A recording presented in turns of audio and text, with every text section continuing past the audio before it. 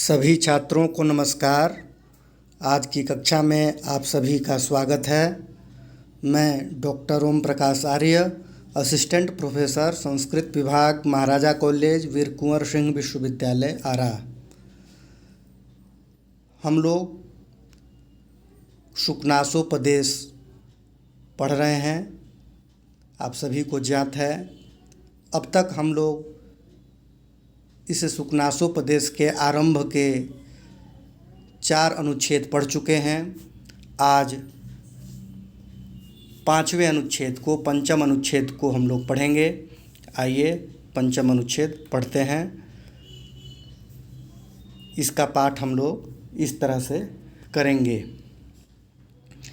यौवनारंभे च प्रायः शास्त्रजल प्रक्षालन निर्मलापि कालुष्यम उपयाति बुद्धि अनुज्झित धवलतापि सरागैव भवति यूनां दृष्टिः। पुनः एक बार देखें। यौवनारंभे च प्रायः शास्त्रजल प्रक्षालन निर्मलापि कालुष्यम उपयाति बुद्धि अनुज्झित धवलतापि सरागैव भवति यूनां दृष्टिः। अपहरति च वात्येव शुष्कपत्रं समुद्भूतरजो भ्रान्तिः अतिदूरम् आत्मेच्छया यौवनसमये पुरुषं प्रकृतिः। अपहरति च वात्येव शुष्कपत्रं समुद्भूतरजो भ्रान्तिः अतिदूरम् आत्मेच्छया यौवनसमये पुरुषं प्रकृतिः। इस तरह से हम लोग इस गद्यांश का पाठ करेंगे, पढ़ेंगे। अब हम लोग इसका अर्थ इस तरह से करेंगे, आप लोग ध्यानपूर्वक देखेंगे और समझेंगे। यौवनारंभे, आरंभे पद में यहाँ पर संधि विच्छेद जब इसका करेंगे इस पद का, तो यौवन और आरंभ पद दूसरा होगा, दीर्घ संधि होकर के यौवनारंभे पद बनेगा। सप्तमी विभक्ति एकवचन में। अर्थ होगा आरंभे का, आरंभ में। यौवनारंभे का अर्थ हो जाएगा युवावस्था के आरंभ में।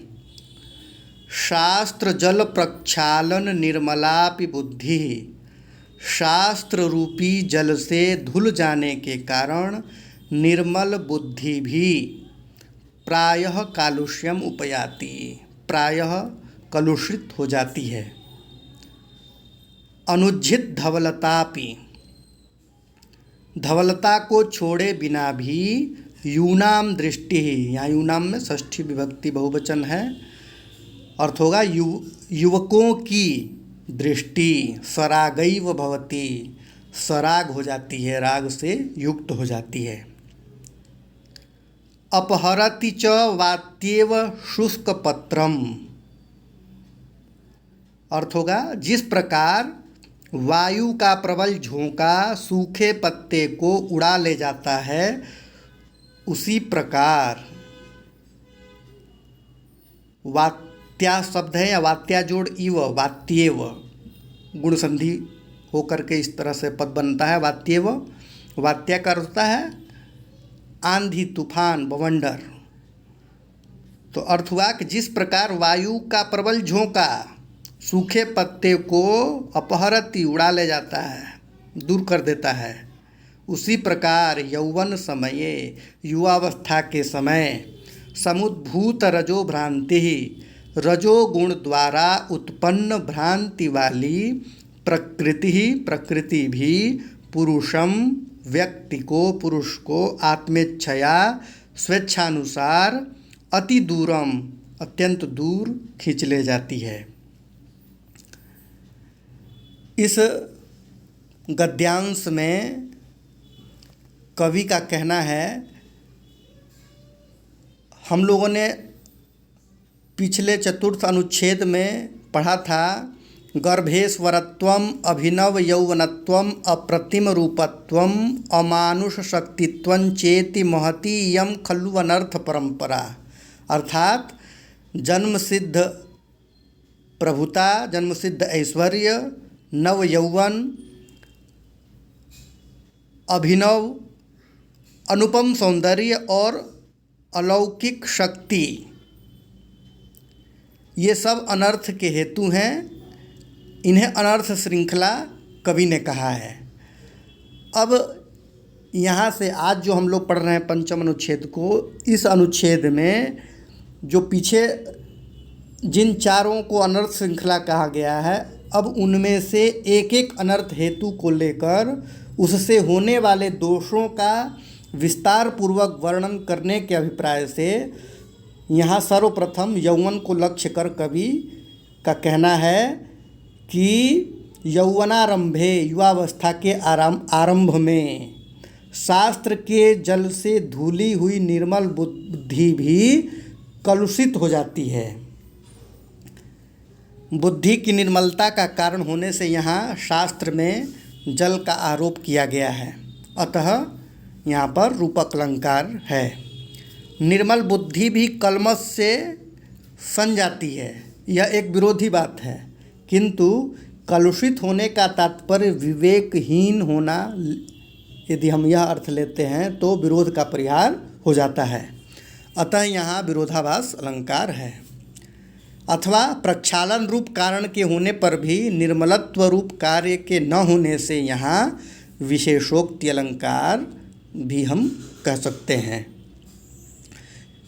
क्योंकि उसका हेतु यौवनारंभ यहाँ कह दिया गया है। फिर भी इन अलंकारों का यहाँ अंगांगी भाव होने से संकर है।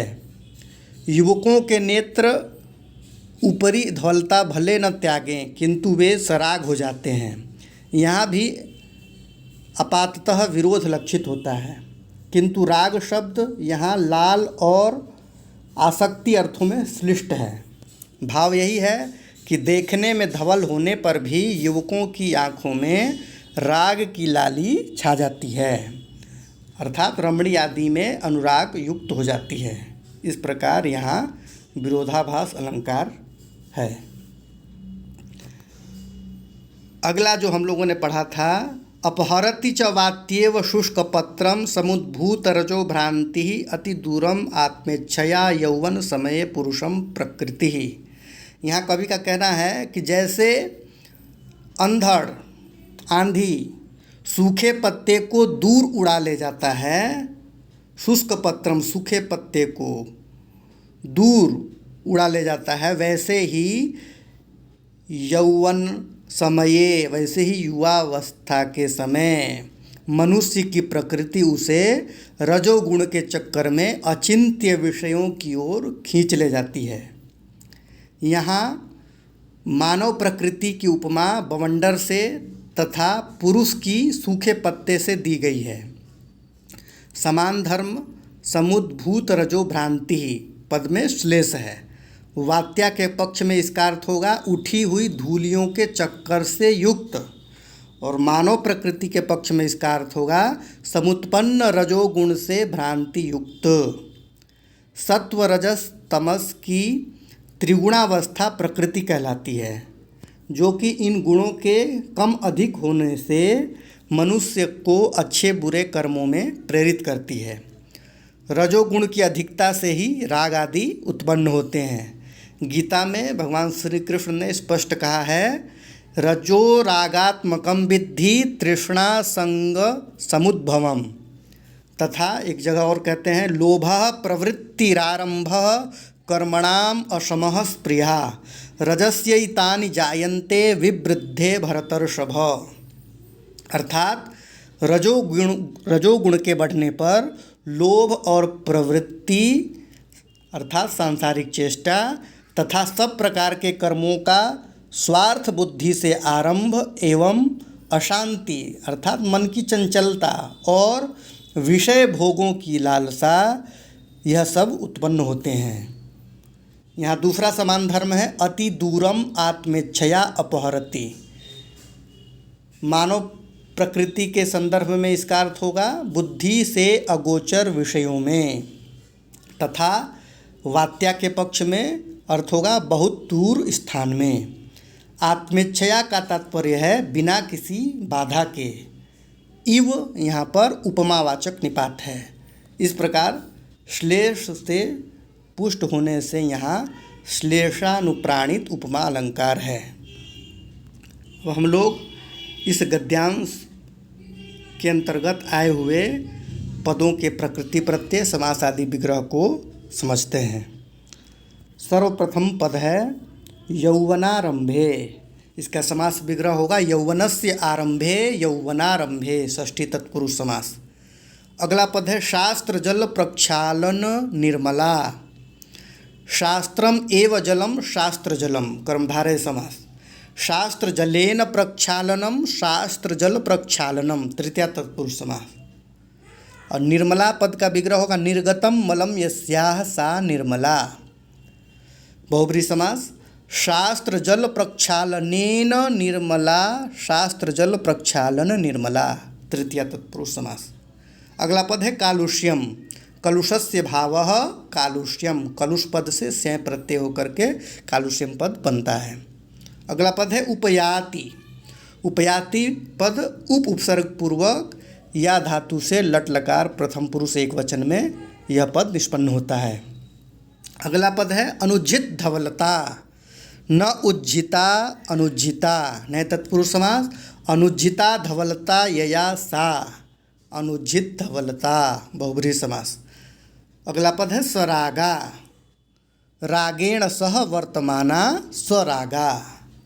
अगला पद है दृष्टि। दृष्ट धातु से कृतिन प्रत्यय करके प्रथमा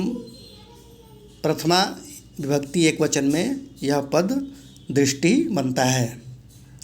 अगला पद है अपहरति। अपहरति अप उपसर्ग पूर्वक हृ धातु का लट लकार प्रथम पुरुष एक वचन में यह पद बनता है। वात्या अगला पद है वात्या।